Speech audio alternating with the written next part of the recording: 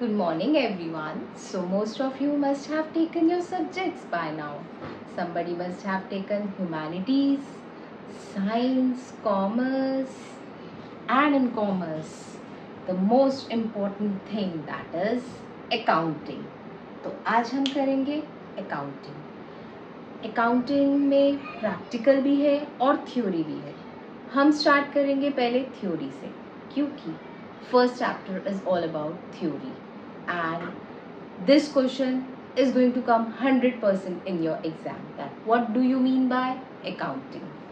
Accounting is the art of recording, classifying and summarizing in a significant manner and in terms of money, transactions and events which are part of financial character and interpreting the result thereof. समझ आई definition? थोड़ी थोड़ी थोड़ी है ना. मुझे भी ऐसी ही समझाई गई थी डेफिनेशन, बट इसको एक क्विक वे में करते हैं ताकि हमें एक इजी वे, हमें ऐसा सीखना है जो हमारे दिमाग में हमेशा रहे. उसी में से आपको एक वर्ड याद करना है, CSAR. Now this CSAR learn कर लोगे, देन अकाउंटिंग की पूरी डेफिनेशन लर्न हो गई. सबसे पहली चीज, accounting is an art of collecting. S means summarizing, A means analyzing and R means reporting. इतना याद कर लोगे और इतनी सी डेफिनेशन भी लिख दोगे, then you are going to get full marks. हमें वो पूरी डेफिनेशन नहीं लर्न करनी. इतना सा लर्न करने में हमारे को पूरा का पूरा अकाउंटिंग की डेफिनेशन लर्न हो गई. और हमें ऐसी चीज़ याद रखनी है जो आगे जाके हमारे पास हमेशा रहेगी. So it's an art of collecting, summarising, analysing, reporting in monetary terms only. And in money terms means it cannot be in kg, it cannot be in liter, it cannot be in pieces. Money means it has to be in money. If we talk about India, so our symbol is rupee symbol. The information about business. Understood? Simple definition ने हमारी पूरी की पूरी accounting को define कर दिया. अब इस chapter को अगर हम मूव ऑन करें तो नेक्स्ट इम्पॉर्टेंट टॉपिक है characteristics of accounting. Accounting is an art as well as science.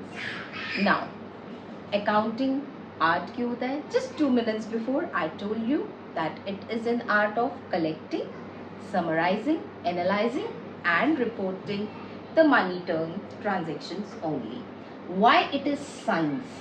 Because it is an organized knowledge based on specific principles and accounting standards. अब इतना सारा थ्योरी लिखने से अच्छा बस एक माइंड में रख लो, आर्ट क्यों है?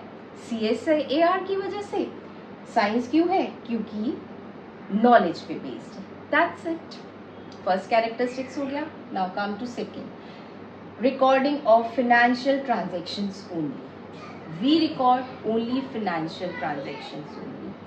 Okay, let me give you an example for this. Like, suppose I have a fight with someone at home, and then I have gone to my business, that is my shop, because I had a fight, so my mood was not good. सो मैंने जब transactions अपनी कोई customer आया, मेरा mood अच्छा नहीं था, मैंने लड़ाई कर ली, तो मेरा एक लॉस हुआ. देन मैंने अपने सेल्स पर्सन्स को भी डांटा. बट क्या वो मेरी फिनेंशियल लॉसेस हैं? मैं उसको रिकॉर्ड कर सकती हूँ? नहीं. हमें खाली रिकॉर्ड करनी है फिनेंशियल ट्रांजेक्शन्स ओनली. मतलब हमारे को रिकॉर्ड करना है जैसे मेरा फर्नीचर, बिल्डिंग, ये सब मेरी फिनेंशियल ट्रांजेक्शन्स हो सकती हैं? नहीं. हमें रिकॉर्ड करना है फिनेंशियल ट्रांजेक्शन्स ओनली, कि मेरी शॉप में कितना गुड्स है, कितना फर्नीचर है, that's it.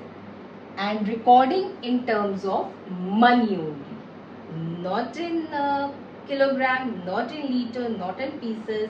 Recording in terms of money only. For example, a business purchased 200 chairs and 10 tables. Their value should be in terms of money only. Financial transaction and money. So, this characteristic was also very easy. ये भी CSAR में ही बताया था, ठीक है.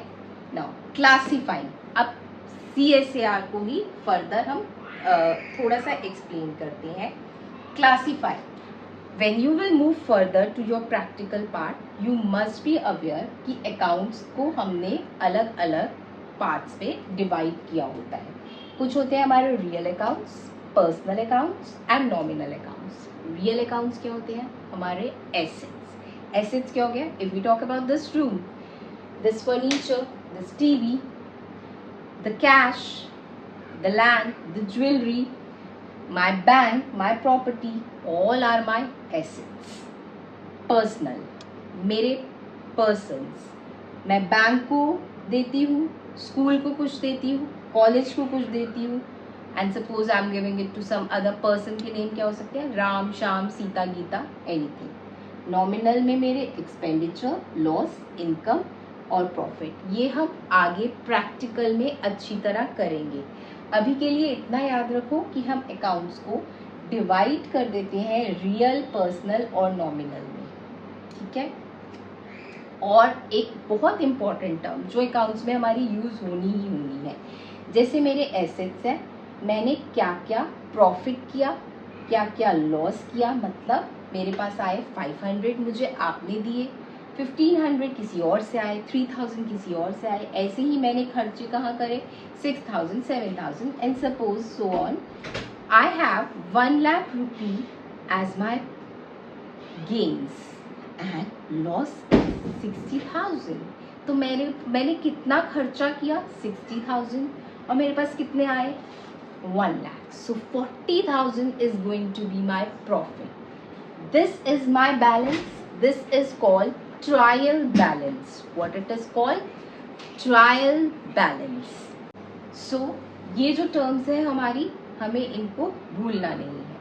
आगे आगे जैसे जैसे पढ़ते जाएंगे ये पूरे के पूरे chapters हैं. But record means general, classify means ledger, summarize means trial balance, and results will be our profit and loss account. Summarizing, just explain that it has to be in the trial balance. हमें balance निकालना है, हमारा profit आया है या loss आया है, उसे हम समराइज करते हैं. अभी 2 मिनट पहले मैंने बताया अकाउंटिंग साइकिल के बारे में. So recording, classifying and summarising are also termed as process of accounting और अकाउंटिंग साइकिल. बाय चांस 2 या 4 मार्क्स के क्वेश्चंस में कई बार आ जाता है what do you mean by accounting cycle या प्रोसेस ऑफ अकाउंटिंग. तो वो ये होता है, दैट इज हमारी ट्रांजैक्शन हुई जनरल एंट्रीज में, फिर हमने क्लासीफाई किया लेजर में, फिर हमने समराइज किया ट्रायल बैलेंस में, और रिजल्ट्स कहाँ आए? प्रॉफिट एंड लॉस अकाउंट या बैलेंस शीट में, ठीक है. This summarising. एंड लास्ट के बाद भी एक कर सकते हो, बट 6 कैरेक्टरिस्टिक्स भी लिख दोगे, that is more than enough. Interpretation of results अभी बताया ना, in the form of balance sheet, okay, या profit and loss account. So interpretation of results. And last is also there, that is communication, that you don't need to study all the characteristics. Let's revise in a quick way. ऐसा वे कि हम भूलेंगे ही नहीं. सबसे पहले accounting क्या है? एक art as well as science, and then recording in terms of monetary issues only, and then recording financial transactions only, then it's summarizing is there, and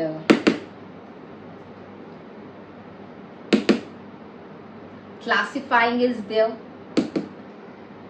and summarizing is there, and interpretation of results is there. आज के लिए बस इतना ही. अब next class में we will continue the next part of this chapter. So bye bye, have a nice day.